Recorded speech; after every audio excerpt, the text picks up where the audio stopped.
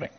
Arnab Das, Managing Director of Research at Rubini Global Economics, joins us. Arnab, morning. Thank you for joining us. Arnab, the big question on everyone's mind is tapering. Do you think what will happen in the month of September could really surprise everyone on the upside because the US economic data is still mixed? Well, it's true that there have been improvements in the data, and the arguments for a start of the tapering process in September are clear there for everyone to see. Our view of it is that the numbers have improved, and they're better than somewhat better than expected, but they're not that great, right? The U.S. economy is doing better than many other countries, so therefore we do agree that there will be tapering. But relative to its own history, the United States is not doing so well.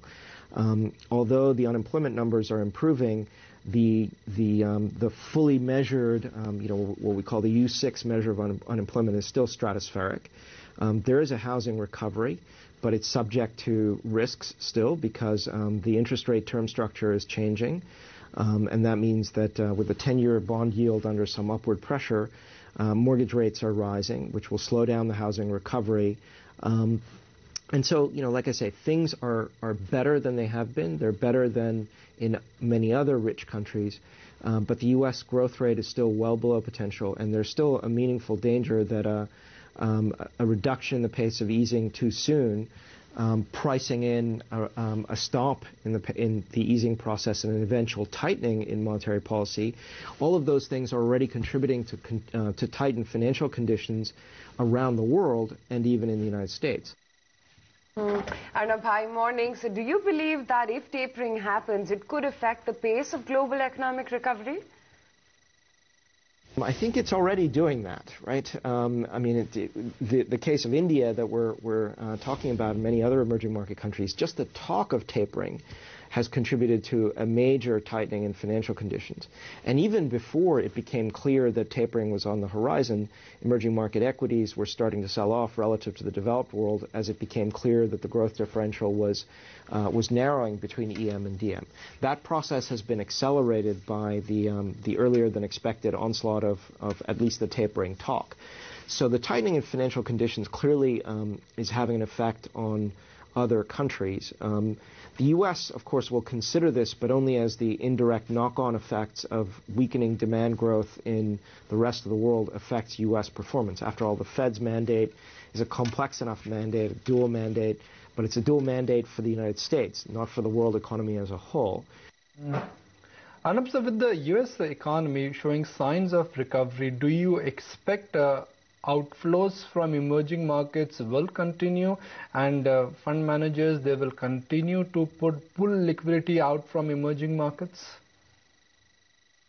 Well, I think there's an argument for reallocations towards the developed world, and particularly the United States, and I think it's a good, strong argument.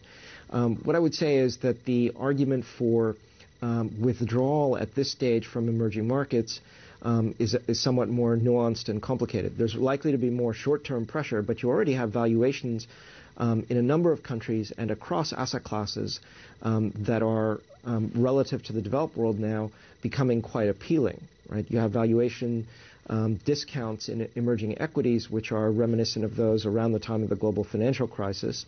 You have currencies that are now very cheap. And you have domestic interest rates and hard currency interest rates that have risen meaningfully. Maybe there's less of a compelling argument than in the equity space or the currency space. What do you make of the rising U.S. bond yields, at least across the EMs and DMs, and with interest rates on rise? Do you think central banks will have to pursue more aggressive easing policy and there is room for more easing? Well, I think what's happening is that monetary policy is going to diverge to some degree around the world because economic recoveries now or economic growth processes are now diverging more clearly than before. So the divergences are varied, right? So the U.S. appears to be growing and recovering the best of the developed world, maybe followed by Japan because of its recent easing, and the United Kingdom. Whereas Europe, although it's the Eurozone, although it is recovering, is still lagging because, of course, it's been having its own financial crisis. And that financial crisis had affected many parts of the world, including emerging markets, including the United States, and, of course, the UK. Arnab, have you revised growth for FY14 lower post the first quarter GDP numbers? I mean, has the market priced in sub 5%? The market is certainly heading there if it's not already there. We're in the process. In the near future, we'll be doing our global forecast revision round. I'm not sure exactly what our forecast will end up being, but we have revised down the forecast for 2013 and 2014 already on the back of those earlier numbers a bit. We'd already been not that bullish. I think there will be further downward revisions to growth forecasts in India and other emerging market countries with these domestic financial fragilities and external vulnerabilities, right? I think that's a kind of a general situation with India in the kind of the cutting edge of this problem. Arnab, what is your take on rupee, and what levels do you see Indian currency could move in? Well, it's come down an awful lot, as you know, and it's bounced back a little bit because of these micro measures. It'll probably stabilize for a little bit now and continue to be reasonably well supported because there's some hope that the problem in Syria will maybe not face such a sharp response. And there's some chance that Fed tapering may be not this month, but in December. That'll probably help a little bit at the margin, both of those things, but I think we need to be realistic. The Fed will taper sooner or later. Our view is December rather than September, but a few months doesn't really change the story. It changes the timing and provides a reprieve, a temporary reprieve, and even Syria is just that, a temporary reprieve. The pullback from direct action in Syria.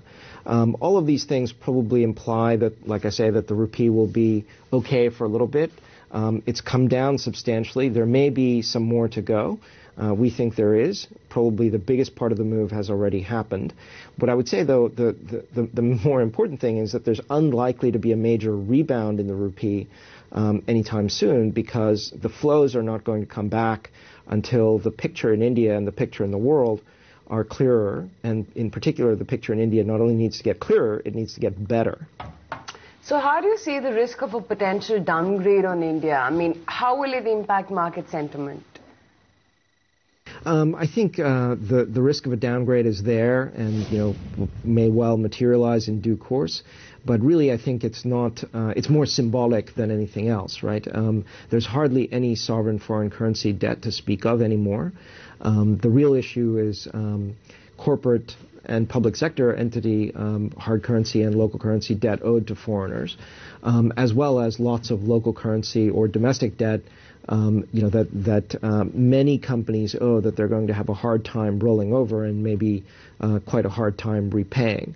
So those are the conditions and arguments for a generalized downgrade of the sovereign, of the financial sector, and so on.